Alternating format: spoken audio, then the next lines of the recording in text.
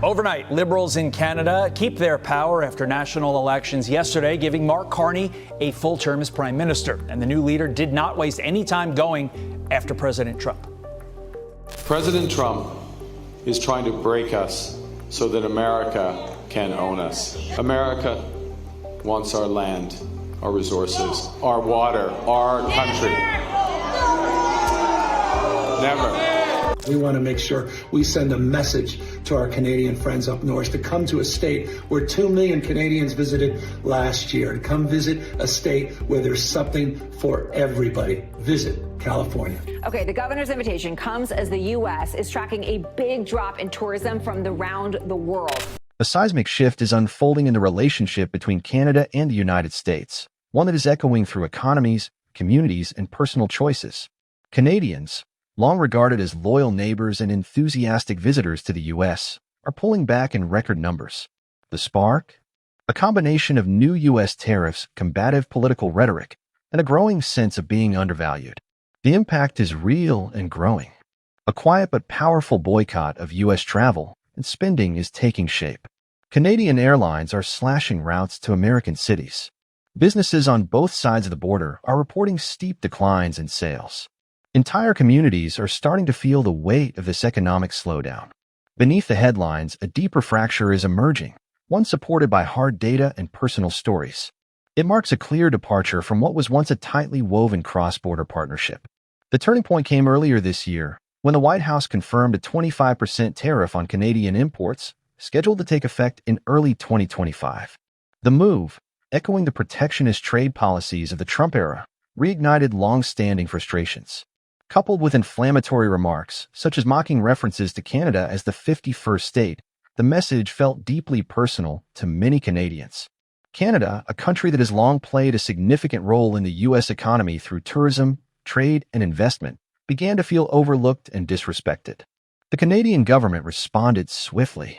A revised travel advisory warned citizens that U.S. Border Patrol agents now have authority to search phones, laptops, and tablets without cause. The signal was unmistakable. The era of seamless cross-border integration and mutual goodwill is beginning to unravel. As one Canadian official put it, our old relationship of steadily deepening integration with the United States is over. Canadians are no longer just voicing their discontent, they're taking action. A recent national survey revealed that more than 60% of Canadians plan to avoid traveling to the U.S. in 2025. This isn't a passing protest or an online trend. It's a widespread, intentional shift. Millions are canceling vacations, shelving business plans, and choosing to spend their money elsewhere. The message is clear.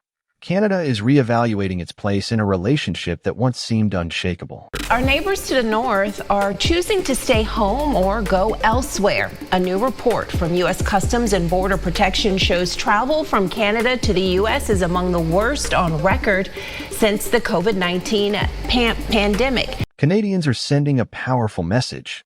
If you don't value our contribution to your economy, we'll take our money elsewhere. What's unfolding is not a matter of convenience or better travel options. It's a principled boycott. Across Canada, frustration is mounting. The sense of being disrespected by the U.S., fueled by political posturing, border tensions, and punitive economic policies, has triggered a response that's as personal as it is economic. As one Canadian bluntly put it, they're poking us in the eye, so we gotta poke them back. That feeling of defiance is now driving a widespread and economically impactful backlash. The data makes the shift unmistakable. In response to plummeting demand, Canadian airlines have cut routes to major U.S. cities. United Airlines, for example, canceled a planned Toronto-Los Angeles flight scheduled for May 2025. Travel agencies have reported a dramatic 40% drop in U.S. bookings from Canadian travelers in February alone. 1 in 5 planned trips has been scrapped over the last 3 months, many cancellations directly citing U.S. policy and rhetoric as the reason. Even cross-border car travel, once a dependable constant, is taking a historic hit. In March 2025, Canadian return trips from the U.S. by car fell 32% compared to the previous year, the steepest decline since the COVID-19 travel bans of 2022. This isn't a dip, said one analyst. It's a nosedive. The drop spans all forms of travel: leisure, business, shopping, and day trips. Canadians are staying home, and American businesses are beginning to feel the squeeze. In 2024, nearly 20 million Canadians visited the U.S., spending around $20 billion in key states like New York, Florida, Arizona, Texas, and California. That spending supported jobs in hotels, restaurants, gas stations, and tourism companies, an estimated 140,000 jobs in total, according to the U.S. Travel Association. But with a boycott in full swing, those businesses are struggling. A New York tour operator who made $35,000 last year from Canadian school groups has earned just $5,000 so far in 2025. Cancellations keep coming, and staff cuts have followed. It sucks, man. It's rough, he said, mourning the lost business and the missed chance to share his city. In Florida, a motel owner who's welcomed Canadian snowbirds for over 3 decades has seen occupancy fall from 80% to just 30%. Roughly 1 million Canadian retirees spend winters in the U.S., pumping billions into local economies through rentals, dining, and entertainment. Now, those towns are feeling hollow. I feel guilty that I'm here, one snowbird admitted, voicing the inner conflict shared by many. Smaller communities are also suffering. In New York's Adirondack region, where Canadian tourism is vital, 66% of businesses report a decline in visitors from the north. Hockey teams are canceling travel, bus tours have dried up, and even family getaways are on pause. A 20% drop in Canadian visitors could cost the region $12 million. Border cities like Buffalo, once hubs for Canadian shoppers, are also feeling the pinch. Parking lots that used to overflow with Ontario plates now sit half empty. In February 2025, Buffalo Niagara's sales tax revenue dropped 7%, largely due to fewer Canadian day trippers. That revenue loss is hitting local budgets hard, affecting fire departments, law enforcement, and other essential services. The timing couldn't be worse. With peak travel season approaching, the absence of Canadian tourists, typically a summer mainstay, will be felt even more acutely. A projected 20% drop in Canadian visitors could mean 4 million fewer people crossing the border and $4.3 billion in lost U.S. revenue, including $200 million in sales tax alone, money most local governments can't afford to lose. This isn't just an economic protest, it's a values-driven decision. Canadians are asking, why should we support an economy that imposes tariffs, mocks us publicly, and treats us like an afterthought? The boycott speaks to a deeper unraveling of trust. Where U.S.-Canada relations once symbolized seamless cooperation, economically, politically, and socially, they are now marked by friction. Tariffs, invasive border policies, and inflammatory rhetoric have replaced goodwill. The Canadian government's updated travel advisory, warning citizens of possible electronic device searches at the U.S. border, is a sobering sign of that shift. To many Canadians, the U.S. no longer feels like the welcoming neighbor it once was. Some American lawmakers are waking up to the damage.